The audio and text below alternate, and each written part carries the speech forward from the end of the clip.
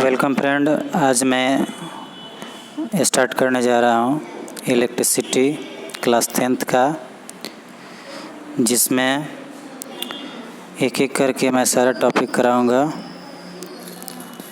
तो सबसे पहले चलते हैं करंट क्या है। तो करंट जो होता है वो फ्लो ऑफ चार्ज होता है पर यूनिट टाइम।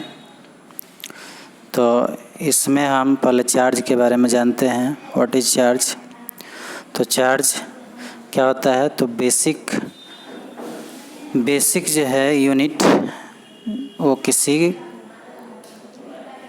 भी सब्सटेंस का बेसिक यूनिट होता है, जिसके कारण वह किसी अन्य ऑब्जेक्ट पर अट्रैक्शन या रिपल्सन का फोर्स लगाता है। इस तरह से चार्ज दो तरह का होता है। चार्ज नेगेटिव होता है, पॉजिटिव होता है। अगर दो चार्ज बॉडी को एक साथ रखा जाए तो ये एक दूसरे पर या तो अट्रैक्शन का फोर्स लगाएंगे, नहीं तो रिपल्सन का फोर्स लगाएंगे।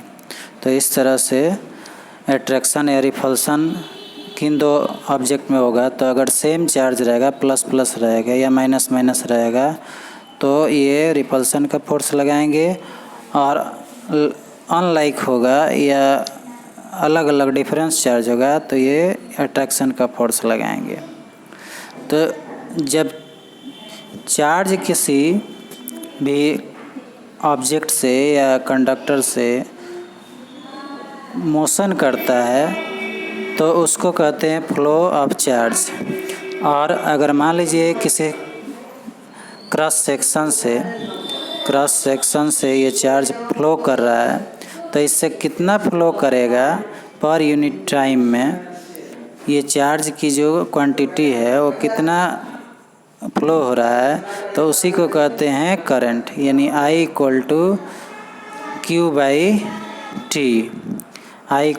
Q/T, जहाँ Q क्या है, नेट चार्ज फ्लोइंग, यानी नेट चार्ज जो है कितना फ्लो कर रहा है उसके बारे में। अब आएंगे हम इसके बारे में जानेंगे कि करंट को किससे डिनोट करते हैं। तो I से डिनोट करते हैं, और उसके बाद Q जो है नेट चार्ज फ्लोइंग है, T टाइम है, और इसका यूनिट क्या होगा। तो जैसा कि हम देखते हैं जो फार्मूला है वो Q/T है। तो Q का कूलम होता है ऐसा यूनिट, और T का ये टाइम होता है। तो कूलम पर सेकेंड हो जाएगा, और कूलम पर सेकेंड है तो इसको एम्पियर ने रिसर्च किया था, इसलिए इसका एक और यूनिट हो जाएगा एम्पियर। तो इस तरह से कूलम पर सेकेंड या एम्पियर, इसका ऐसा यूनिट आपके एग्ज़ाम में पूछा जाता है। तो 1 एम्पियर इक्वल टू होता है 1 कूलम पर सेकेंड। अब आते हैं पोटेंशियल डिफरेंस। तो पोटेंशियल डिफरेंस क्या होता है, तो सबसे पहले पोटेंशियल डिफरेंस से पहले पोटेंशियल को जानते हैं। पोटेंशियल क्या होता है, तो आप जानते हैं कि कोई भी चार्ज जो होता है वो अपने चारों ओर एरिया जनरेट करता है। जैसे मान लीजिए कि ये चार्ज हुआ, तो इसके चारों ओर इसका क्या होगा, एरिया होगा अपना, यानी इलेक्ट्रिक फील्ड होगा। तो अगर हम इसको चेक करने के लिए इसमें हम इंटर करते हैं किसी यूनिट चार्ज को लेकर, क्योंकि टेस्ट करना है, उसको टेस्ट चार्ज भी कहते हैं। तो टेस्ट करने के लिए जाते हैं, तो जैसे ही इसके एरिया में इंटर करेंगे, आगे थोड़ा सा भी बढ़ेंगे, तो हमें अलग से वर्क करना पड़ेगा। यानी वर्क इसमें जितना करेंगे वही हमारा क्या हो जाएगा, पोटेंशियल हो जाएगा। लेकिन जैसे जैसे इसके नज़दीक जाएंगे, ये चूँकि टेस्ट चार्ज जो होता है वो क्या होता है, वो यूनिट पॉजिटिव चार्ज होता है, और ये भी इसको पॉजिटिव लिया जाता है। तो इस तरह से ये टेस्ट चार्ज 1 पॉइंट जैसे जैसे करीब जाएगा, इसका वर्क जो है ज़्यादा करना पड़ेगा। तो ज़्यादा वर्क करना पड़ेगा। तो इस तरह से अगर एक पॉइंट से दूसरे पॉइंट पर गया, तो इस तरह से पोटेंशियल में डिफरेंस आ जाएगा, और उसी को पोटेंशियल डिफरेंस कहेंगे। यानी कहने का मतलब है कि अगर इनफाइनाइट से ना इन्फिनिटी से हम किसी टेस्ट पॉजिटिव चार्ज को किसी इलेक्ट्रिक फील्ड में ले जाते हैं तो एक पॉइंट से दूसरे पॉइंट तक ले जाने में जितना वर्क का डिफरेंस होगा वही क्या कहलाएगा, तो इलेक्ट्रिक पोटेंशियल डिफरेंस कहलाएगा। और पोटेंशियल को V से डिनोट करते हैं, और जो कि पोटेंशियल डिफरेंस है वो पोटेंशियल का ही डिफरेंस है, इसलिए इसको भी V से डिनोट कर सकते हैं। अलग अलग बुक में पॉइंट से भी माने A और B भी दिया रहता है, तो उसका डिफरेंस निकालकर हम लोग इसको डिनोट कर सकते हैं। लेकिन हमें यहाँ देखना है पोटेंशियल डिफरेंस या potential V equal to W/Q। इसका यूनिट जो होता है वो यूनिट आपका होगा क्या, तो W का होता है जूल और Q का होता है क्या, तो कूलम, तो जूल पर कूलम होगा। और इसी को अलेक्जेंडर वोल्टा ने इसको सर्च किया था, तो इसलिए उनके नाम पर वोल्ट इसका ऐसा यूनिट हो जाता है।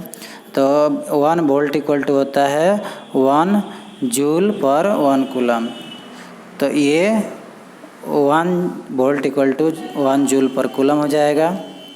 इसके बाद अगला टॉपिक है हम लोगों का ओम्स लॉ। तो ओम्स लॉ ये कहता है कि अगर कोई कंडक्टर है, मान लीजिए ये कोई कंडक्टर है और इसमें करंट फ्लो हो रहा है, क्या हो रहा है, करंट फ्लो हो रहा है प्लस टू माइनस, क्योंकि करंट का डायरेक्शन किधर होता है, +2 यानी +2 ये फ्लो हो रहा है। और इसका मान लीजिए कि ये इसका जो क्या है एंड पॉइंट है वो है, और इसका A और B मान लीजिए, तो इसका जो पोटेंशियल डिफरेंस होगा मान लीजिए V, तो इसके बारे में कहता है कि I जो होता है वो डायरेक्टली प्रोपोर्शनल टू V। कब, जब इसका जो डेंसिटी है या टेम्परेचर को कांस्टेंट होना चाहिए, टेम्परेचर को इधर उधर नहीं होना चाहिए, तो V directly proportional to I। अब ये प्रोपोर्शनलिटी का चिन्ह हटाने के लिए हम क्या करते हैं, तो I में R से मल्टीप्लाई कर देते हैं, तो IR इक्वल टू V चाहे V इक्वल टू IR हो जाएगा। तो R क्या है, एक कांस्टेंट है, और इसी कांस्टेंट को क्या कहते हैं, रेजिस्टेंस कहते हैं। इस कांस्टेंट को क्या कहते हैं, रेजिस्टेंस कहते हैं। इस कांस्टेंट को रेजिस्टेंस कहेंगे, ठीक है। और रेजिस्टेंस जो है वो एक तरह का अवरोध होता है, यानी किसी कंडक्टर में ये क्या करता है, तो उसके चार्ज के फ्लो को रोकता है, यानी करंट को डिस्टर्ब करता है। इसका यूनिट जो होता है वो ओम होता है। अगर इस V इक्वल टू IR से हम R निकालना चाहें तो I इधर लाकर V में डिवाइड कर देंगे, तो R इक्वल टू क्या हो जाएगा, V/R। तो इस तरह से V/R हो गया, V/I हो गया, V/I। तो V/I इक्वल टू क्या हो जाएगा, तो ये हो जाएगा R क्या है, तो ये एक कांस्टेंट है, और R का ऐसा यूनिट क्या होता है, ओम होता है, ओम। और 1 ओम बराबर वोल्ट पर एम्पियर भी कह सकते, क्योंकि V का वोल्ट होता है और I का एम्पियर होता है। उसके बाद अब ये कहता है कि इसको यानी रेजिस्टेंस को कौन कौन सा फैक्टर जो है वो इफ़ेक्ट करता है, और ये किस पर डिपेंड रहता है। तो जैसा कि आप देख रहे हैं कि यह किसी कंडक्टर के ये लेंथ पर, ये गलत हो गया है, लेंथ के डायरेक्टली प्रोपोर्शनल होता है। अगर लेंथ को बढ़ाएंगे तो रेजिस्टेंस भी बढ़ेगा, और लेंथ को घटाएंगे तो रेजिस्टेंस घटेगा। उसके बाद है ये जो क्रॉस सेक्शनल एरिया होता है, जो ये क्रॉस सेक्शनल एरिया है यानी इसकी मोटाई, वायर की मोटाई या कंडक्टर की मोटाई, ये होता है क्रॉस सेक्शनल एरिया। तो क्रॉस सेक्शनल एरिया के इन्वर्सली प्रोपोर्शनल होता है, यानी यह क्रॉस सेक्शनल एरिया बढ़ेगा तो क्या होगा, रेजिस्टेंस भी घटेगा, तो घटेगा। अब यहाँ पर आप देख सकते हैं, जैसे मान लीजिए पाइप है कोई और इसमें से पानी बह रहा है, तो अभी ये एरिया जो है अभी छोटा है, लेकिन वहीं अगर इसकी मोटाई को बढ़ा दिया जाए तो पानी इसमें से तेज़ी से क्या होगा, फ्लो होगा। इस तरह से हम देखते हैं कि क्रॉस सेक्शनल एरिया के बढ़ने से जो रेजिस्टेंस होगा वो घटेगा। ठीक है, तो इस तरह से ये दोनों का एक रिलेशन प्राप्त होता है, यानी R डायरेक्टली प्रोपोर्शनल L और R inversely proportional cross sectional area. तो दोनों को मल्टीप्लाई कर देंगे दाएं साइड में, तो ये जाएगा L/A। और इसी को हटाने के लिए एक कांस्टेंट हम मान लेते हैं जिसको रो कहा जाता है, तो रो इंटू L/A हो जाएगा, रो इंटू L/A। और ये रो जो होता है वो रेजिस्टिविटी होता है। क्या होता है, तो इस तरह से ये ऊपर चलाएगा और ये नीचे चला जाएगा, तो रो इक्वल टू हो जाएगा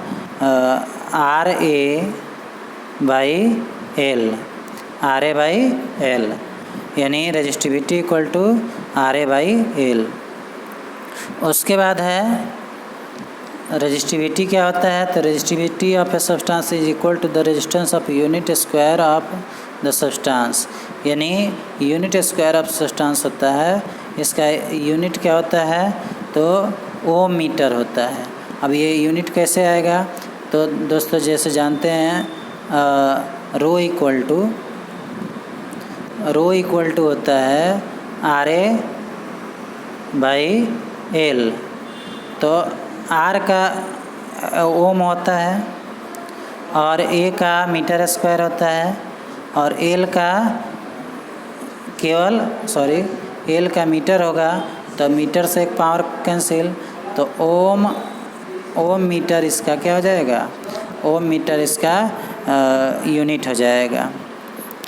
उसके बाद है कि रेजिस्टेंस जो होगा उसको ऐड करने का, यानी कॉम्बिनेशन करने का दो तरीका होता है। एक होता है सीरीज कनेक्शन और दूसरा होता है पैरेलल कनेक्शन, और दोनों को जोड़ देते हैं तो मिक्स कनेक्शन हो जाएगा या कॉम्बिनेशन हो जाएगा। तो सीरीज में क्या किया जाता है कि दो या दो से अधिक अगर रेजिस्टेंस को जोड़ना, जैसे मान लीजिए ये एक हुआ, उसके बाद दूसरा हुआ, उसके बाद तीसरा हुआ, ऐसे ही जोड़ते जाएंगे। इसका R1, R2, R3 ना, तो इसका भी प्रूफ है।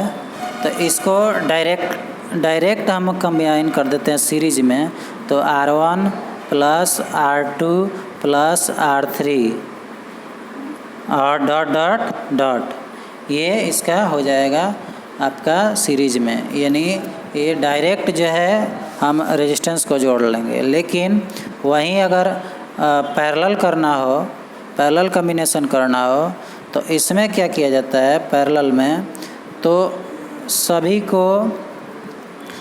के एक सिरे को, जैसे ये पहला रेजिस्टेंस हो गया, फिर ये दूसरा हो गया, फिर ये तीसरा हो गया, इस सबके सिरे को एक साथ जोड़ देते हैं, सबके सिरे को एक साथ जोड़ देते हैं। तो ऐसे कॉम्बिनेशन को क्या कहेंगे, पैरेलल कॉम्बिनेशन कहेंगे, पैरेलल कॉम्बिनेशन। और इसका जब इक्विवेलेंट रेजिस्टेंस निकालना हो, तो इसका इक्विवेलेंट रेजिस्टेंस या टोटल रेजिस्टेंस होता है 1/RP, यानी 1/RP यानी पैरेलल में combination equal to 1/R1 plus 1/R2 R2 plus 1/R3 1/R3।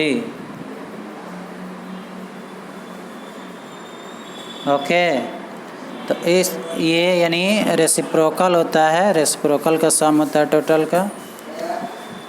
तो ये हो गया सीरीज। तो नेक्स्ट वीडियो में आपको इसके आगे का टॉपिक पढ़ाएंगे। तब तक के लिए धन्यवाद।